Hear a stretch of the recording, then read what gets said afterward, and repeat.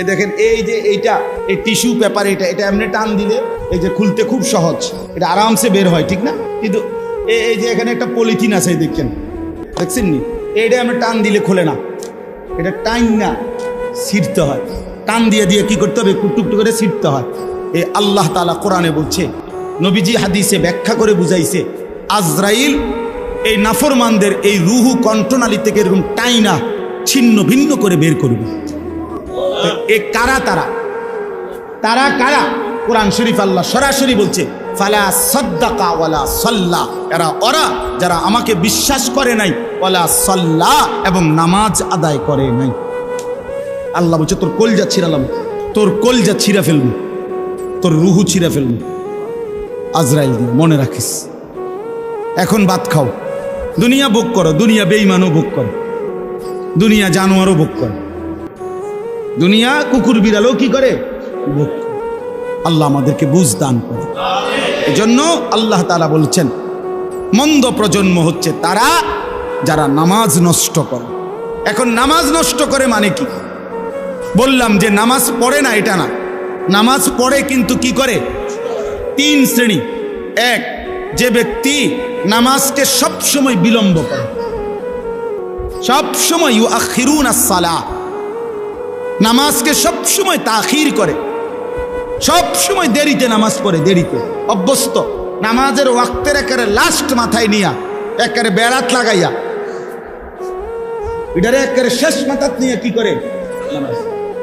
নবীজি সাল্লাল্লাহু আলাইহি সাল্লাম হাদিসের মধ্যে আছে, নবীজি 3 বার বলছে, ওই নামাজ মুনাফিকের নামাজ, তিলকা সালাতুল মুনাফিক, ওইটা মুনাফিকের নামাজ, মুনাফিকের নামাজ, মুনাফিকের নামাজ।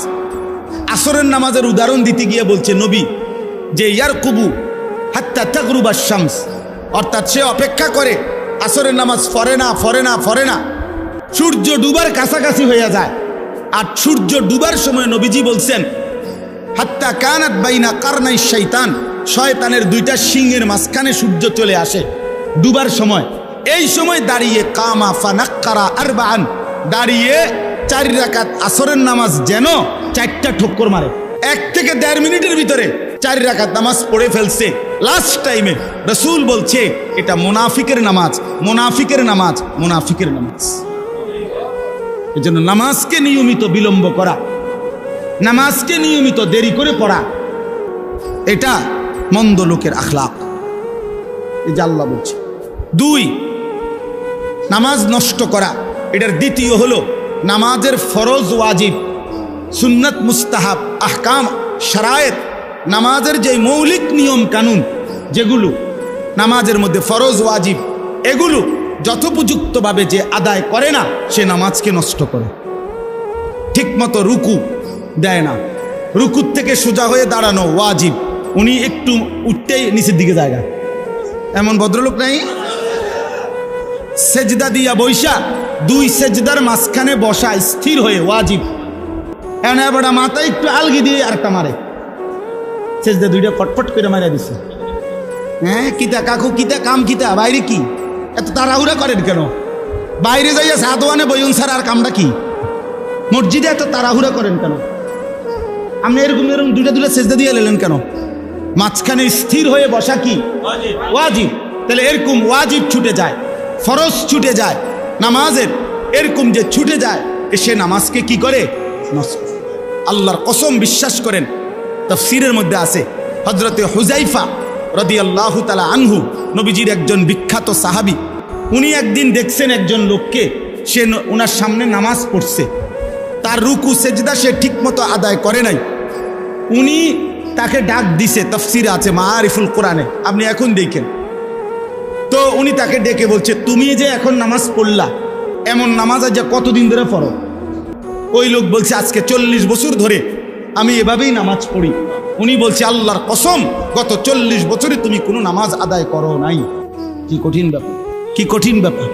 আত্ম উপলব্ধি, নিজের বিবেক জাগানো যে হায় আমি কি করছি, এই সমাজের কে কি করছে সব বাদ দেন, আমি চলেন, একা একা ভাবি আমি কি করছি।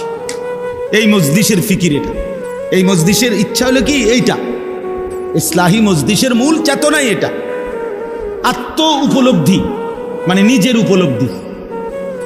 নিজের উপলব্ধি, আত্মসংশোধন, আত্মশুদ্ধি, নিজের পরিবর্তন।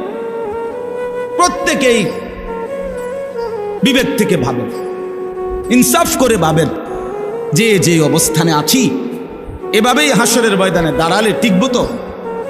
কথা বলেন না কেন? হাসরের ময়দানে টিকবো তো? তাই তো এটা বদলান, নিজেকে সুন্দর করেন, নিজেকে পরিবর্তন করেন।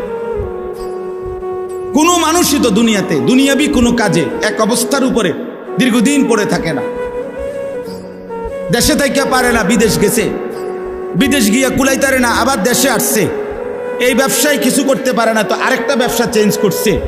কোনো না কোনোভাবে মানুষ তার পলিসি, তার যেই কোনো ব্যবস্থাপনা সে চেঞ্জ করে, যে যেভাবেই হোক আমাকে আমার গন্তব্যে টার্গেটে পৌঁছতে হবে। তো আখিরাতের কোনো টার্গেট নাই, পরকালের জন্য কোনো প্রস্তুতি নাই। সারা বছর বুঝি মানুষ এক তালে, যার কোরআন শরীফ অশুদ্ধ, আপনি বুঝি এই মৃত্যু পর্যন্ত অশুদ্ধ কোরআন, এটাই জীবন, এটাই জিন্দেগি মিয়া। এটা কি? যার সূরা কেরাত অশুদ্ধ, আপনি বুঝিয়ে সারা জীবনে এভাবে সূরা কেরাত অশুদ্ধ, এটা এভাবেই থাকবে, এটার কোনো চেঞ্জ নাই। কথা বলেন না? তো যিনি সুদ খান, তো 30 বছর শুধু সুদে খাইবেন, কোনোদিন এটা মনে পড়বে না যে এটা গুনাহ। যার স্ত্রী আজকে 20 বছর বেপর্দা, তো এ বেডির কি কোনো বুঝাপড়া করবেন না যে তুমি কি এভাবেই চলবা মৃত্যু পর্যন্ত? এই জীবন। আপনার যেই ছেলেটা 6 মাস 1 বছর কোনোদিন ফজরের নামাজ পড়ে না, এই সন্তানরা, ছেলেরা, বাবারা বলো, বাপ বলো, এখানে আমি স্পষ্ট শুধু শুনাইতে চাই, ফাখালাফা মিন বাদিহিম খালফুন। আল্লাহ বলে প্রত্যেক জাতির মধ্যে নিকৃষ্ট মানুষ কারা? আল্লাহ বলছে নিকৃষ্ট মানুষ তারা আদাউস সালাহ, যারা তাদের নামাজকে নষ্ট করে, নামাজকে নষ্ট করে, নামাজকে নষ্ট করে। খোদার কসম আল্লাহ বলছে ওরা খালফুন, ওরা নিকৃষ্ট মানুষ, ওরা নিকৃষ্ট প্রজন্ম, ওরা অসভ্য মানুষ, ওরা মন্দ লোক, ওরা বদ লোক। কোরআন শরীফের যারা তাদের নামাজ নষ্ট করে। এই যে আয়াত পড়ছি আমি, এই আয়াতের তাফসীরের মধ্যে এবার বোঝেন, তাফসীরের মধ্যে এই আয়াতে আছে যারা নামাজ নষ্ট করে তারা নিকৃষ্ট প্রজন্ম, নিকৃষ্ট জেনারেশন, মন্দ উত্তরসূরি। এখন তাফসীরে কথাই স্পষ্ট আছে, ওয়ালাইসাল মুরাদু আন্নাহুম তারাকুস সালাহ। যে এই আয়াতের এর দ্বারা এটা উদ্দেশ্য নয় যে তারা নামাজ টোটালি ছেড়ে দিছে, এটা উদ্দেশ্য না। মানে টোটালি নামাজ পড়ে না এরা না, যারা একদম নামাজ পড়েই না তাদেরকে বোঝানো হয় নাই, বরং নামাজ পড়ে কিন্তু নামাজকে নষ্ট করে। বুঝেন নাই? নামাজ পড়ে কিন্তু নামাজকে কি করে? আল্লাহ বলছে তারা হলো নিকৃষ্ট মানুষ, আর যারা নামাজ ঠিক রাখে তারা হলো উত্তম মানুষ। তাহলে যে নামাজ পড়ে না ওই কোন প্রকারের মধ্যে?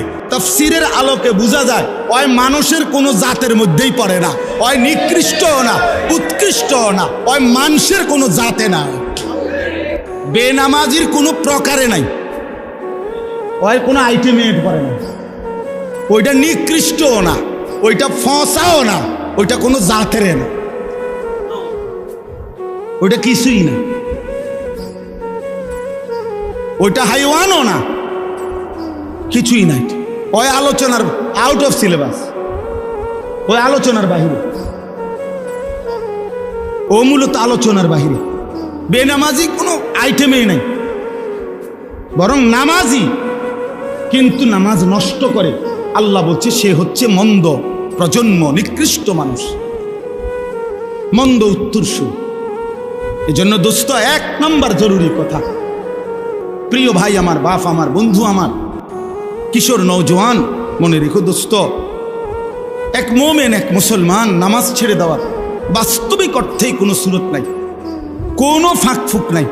নামাজবিহীন মুসলমান হয়ই না, হয়ই না।